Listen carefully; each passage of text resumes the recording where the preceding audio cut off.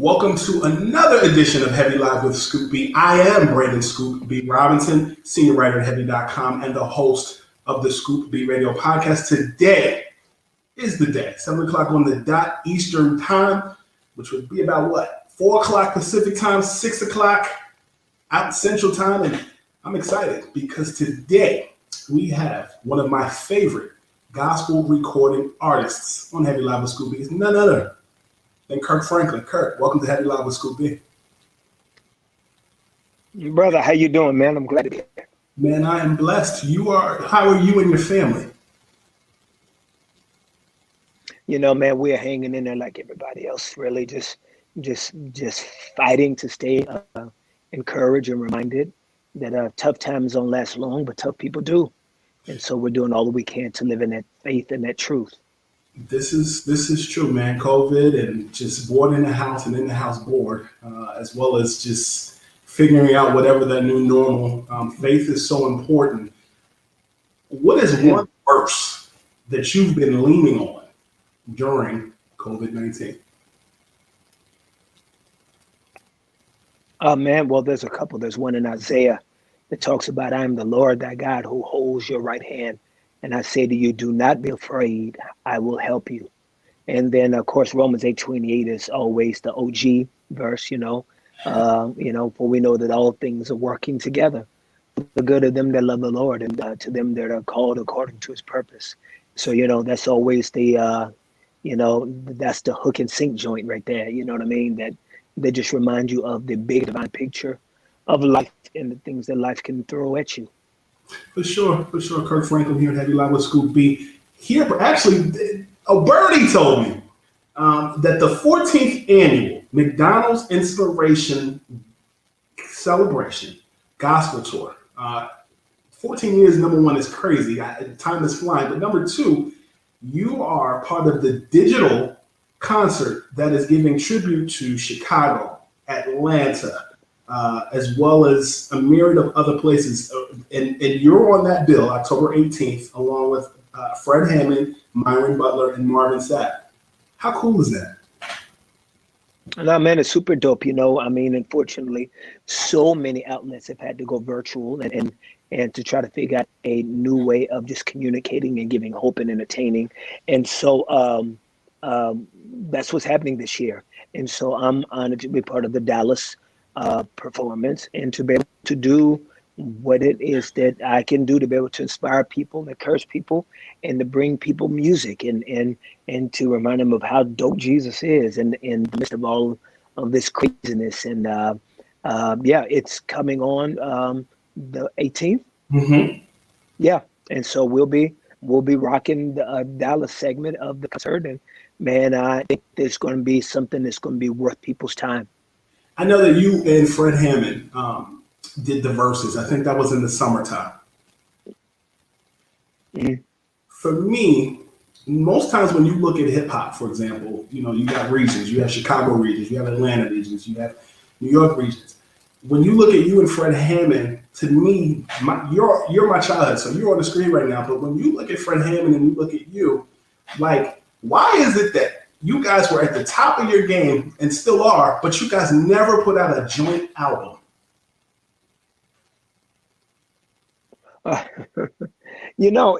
Is I think that what the consumers in our world feed for are not always the cool, creative,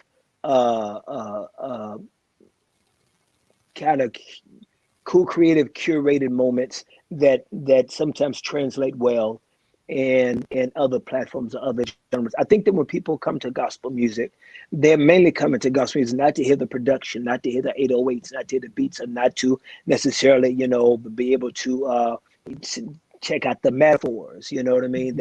Or the nice wordplay like they do in other genres. They kind of fuel that type of musical relationships like collab albums and different type of smash hits. I think that when people come to gospel music, the gospel music is not personality driven as much as it is about the message.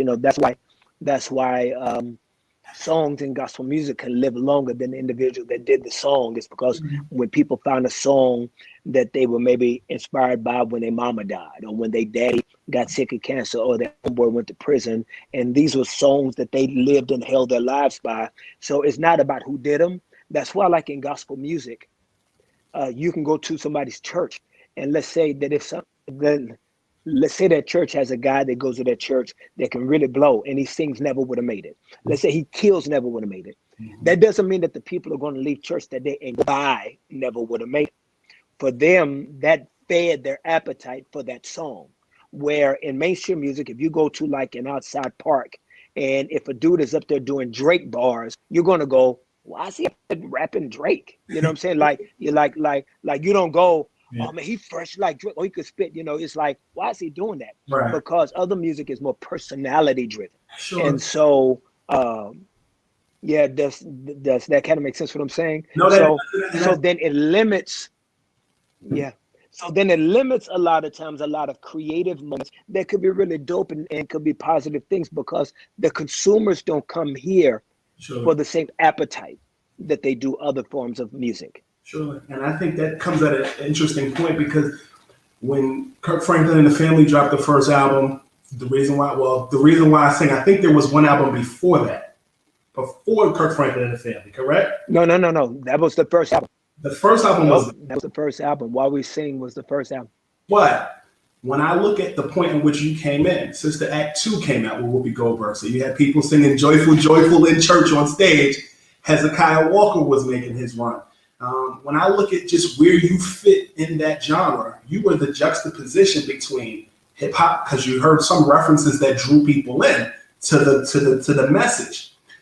When you came into your own with God's Property and with the Family, etc., you were criticized a lot because you were kind of like one of the first. You meshed in what is now normal.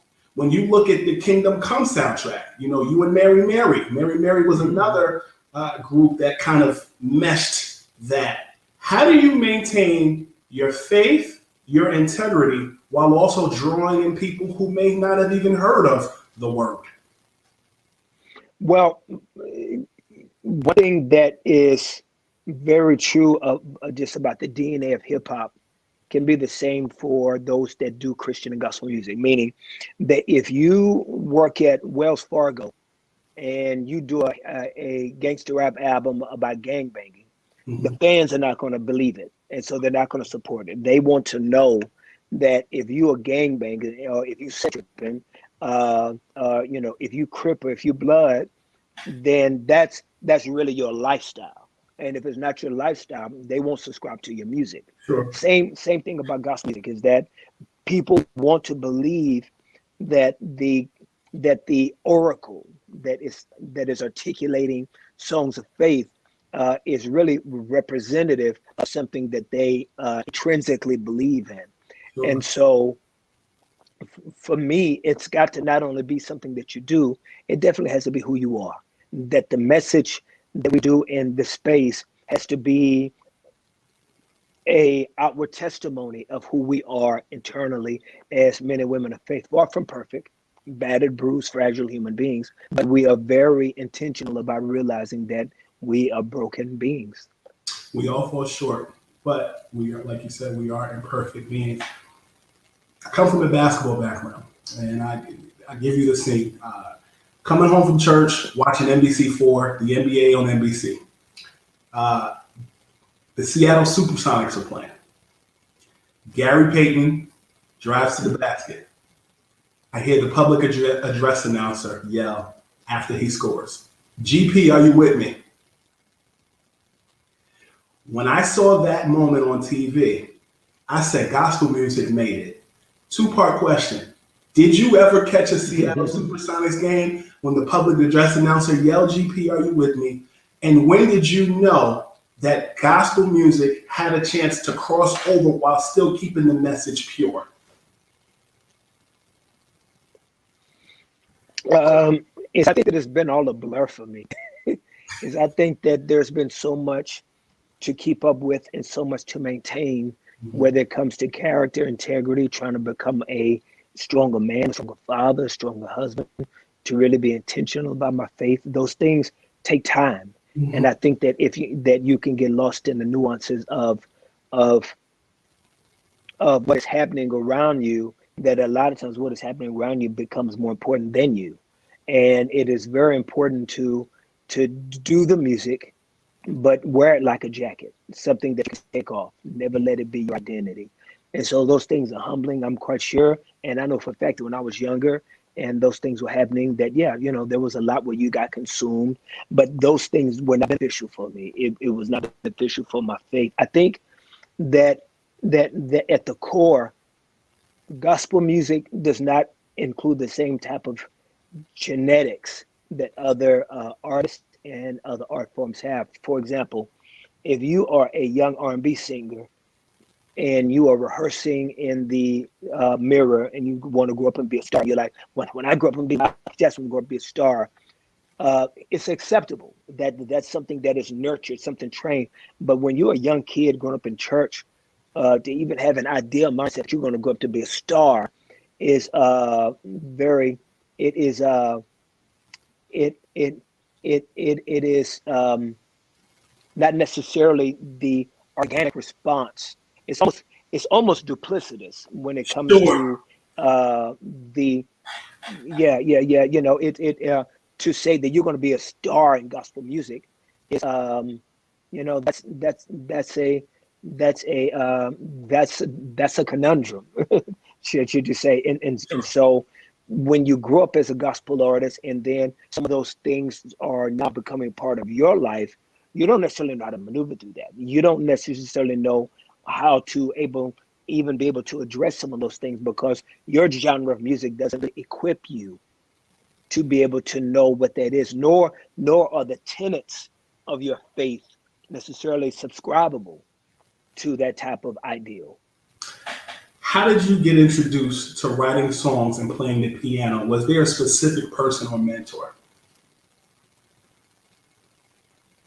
Well, I started taking piano lessons at the age of 4 from a lady by the name of Miss Jackson, and she lived around in the block. She was not far from the crib, and I started playing in church. I started playing in churches, and but what really influenced me was music on the radio. I was more influenced by the R&B music being played on the radio. Songs were being played on the radio. That's what influenced me. That's what motivated me. That's was the stuff that I was really engaged in, and so those are the songs I would play. I would play those songs, and then when I had friends around or when I was in different environments, I would jump on the piano and play more of the popular songs. And that gave me popularity with the girls. I was into the girls. I went to girls. And so I would do all of the, hot little current songs that were being played, the Michael Jackson songs, the Prince songs. And it wasn't until around about 15, 16 when a friend of mine got shot and killed that faith really became a very a very urgent part of my life. And then that's when things in my heart and in the compass of my soul changed, where a lot of the songwriting now became very vertical. Mhm. And so that was the genesis of my journey. What artist made you believe in yourself to want to share your music and creativity? I don't know if there was one that certain artist made me believe in myself. I was a fan of several different artists. I mean, I was a fan of music. I did music, and so doing music made me a fan of everything that I was doing. But no, there was not one particular person. Which segues into my next question. Can you name three of your favorite singers of any genre? Three of my favorite singers of any genre. Um, I'm a Pavarotti fan. I think that Whitney in her prime was a voice that was undeniable, comparable. Uh, and I think that see one more genre. What is another genre? James Taylor. Is I think that James Taylor's voice was very unique, even though he was singer, songwriter, storyteller. Is I think that his voice is really dope. Kirk, help me understand something. We're home. Everybody's looking at everything on social media. And even before COVID-19 hit, uh, Kanye West's Sunday service has been the social media buzz. It's hated, it's loved at the same time. The Bible calls you to love. The Bible, in different terms, tells you to understand. What do you make of Sunday service? Have you been to Sunday service? Yeah, I have been honored to have moments where is I've been blessed to do life with Kanye, and as I think that Sunday service and his engagement is, I think, been very therapeutic for him. I think that it's been a very powerful moment in his life, and I think that that's what gospel music is for anybody. Is I think that everybody should find themselves a Sunday service. Yeah, as I was a part of the Sunday service when Kobe died, when I was in LA and he asked me to come out. And so, yes, I was a part of that one. But yeah, is I think that anytime a community of people get together and want to talk about the bigness and the greatness of God, Mhm. that's dope. When you look at Kanye West, I think he's a musical genius. Is it too early? In basketball, people rank Michael, Kobe, LeBron. When you look at his musical talent, just straight talent, where do you place him? That he's a phenomenal talent. Him, Pharrell, I think Timbaland's a great talent. Mhm. Is I think that there have been some phenomenal talents. I think Jay is a great talent. Uh, is I think there have been many great talents. Lauren Hill's a great talent. Wyclef's a great talent. Um, I mean, but Michael and Prince are great talents. There have been, Max Martin is a talented producer. I mean, I think that there's some really, really great talented people that in this medium, and they all should be celebrated. Is I think that music is a very powerful medium, and that the microphone can be weaponized, or it can be a healing balm. Mhm. I agree. Sunday Best on BET is a show that gets people together. Which contestant did you and the judges like the most? A lot, or I guess who did you guys reach a consensus on which one you like the best and why? It's just a process, and the judges are able to freely choose who they want and decide to be, and that's their role. And my job is to try to navigate whatever decision that they make. And so I'm just grateful that for 10 seasons, people have tuned in. That is very humbling to know that for over 10 years, the show has been part of the lexicon of people's spiritual journey as well. And so I'm very thankful for that. In hip hop, people call DJ Khaled the Kirk Franklin of hip hop. And in gospel music, people have always talked about the fact that you haven't been able to sing, but that's not true because you sang in a couple of songs. Have you heard that in your world, and what do you say to that? Whether it's DJ Khaled or Plies, whatever it is, I think it's funny. It's all funny. It's all funny. It's funny. Applies to me on social media is funny, and I think that you guys go back and forth, has been pretty funny. I guess for you, when you talk about gospel music and when you talk about, the secular music or just hip hop at large, however people want to place it, why do people get so funny, particularly old heads and gospel music about dark and light? And how do you maintain that?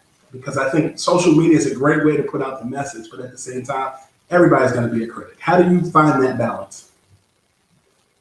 Is I just think that you understand what it is, and it's something that you do. It's not something that you are. And I think it takes a lot of work to remain and remember your identity, your true identity, and that's what makes a strong faith in Christ very important to that process. Is because religion can reinforce thoughts and ideals that are not always beneficial for your spiritual development or growth or your true essence of who you are as a human being or a child of God. And so that's what I fight to do. It can be a very toxic place. It can be a place that can be used for good or for bad. And I think that throughout millennia, we have seen many different tools that in different moments in history, they were good tools.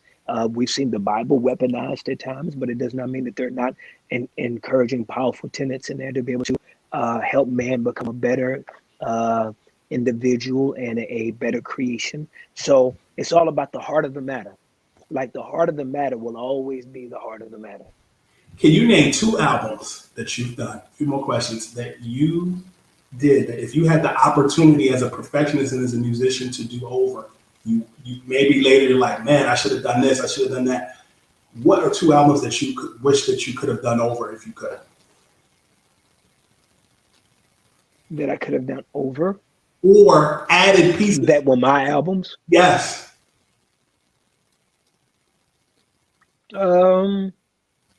Is I don't know albums that I could have done over. Is I wish that God would have been nice enough to let me have Jesus Walks, as I think that's a banging song, and I think that's a smash. Then so it's like that's a joint. I wish that maybe that I could have originally had the track, the Benjamin's track, all about the Benjamin's track. I would have taken that and done something with that, like Revolution. I don't know, or Q-Tip Auburn thing track, boom, boom, boom, boom, boom.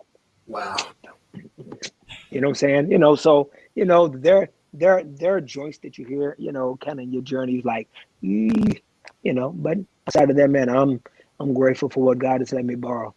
For sure, your McDonald's Inspiration Celebration Gospel Tour, doing it digital with all of these different accomplished artists. You look at church and everybody doing virtual church because of COVID. What is something, I guess it goes back into what I was saying about the old and the new school. When you look at digital church, streaming and all that other stuff, nobody thought that folks would be stuck at home hearing the gospel. What is something for you that you as a person have learned while being home? That it's not about me. That all of the selfish things that we naturally pull on as human beings, as selfish beings, that God loves me, but he don't need me. And God wants my life to exist for him and his glory.